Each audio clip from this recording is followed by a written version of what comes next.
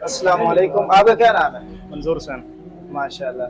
और सुनाए, आप यही काम करते हैं? जे के करते हैं। अच्छा माशाल्लाह। आप कौन सी पंजाबी मूवी जो है पसंद करते हैं? पंजाबी करते हैं, इंडियन करते हैं या बंगाली, कौन सी? पंजाबी।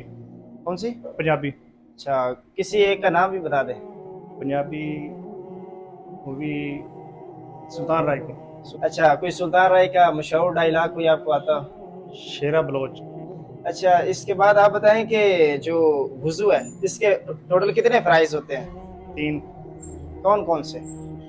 सबसे पहले इस्तंजा, उसके बाद वजू करना, हाथ धोने, उसके बाद नाक में पानी कुलोली करनी, उसके बाद नाक में पानी डालना, ठीक है, उसके बाद चेहरे पे पानी डालना है। अच्छा, वुजू के टोटल 4 प्राइस हैं। सबसे पहले हमने क्या है कि चेहरे को धोना, चेहरे को, और उसके बाद कोनियों समेत अपनी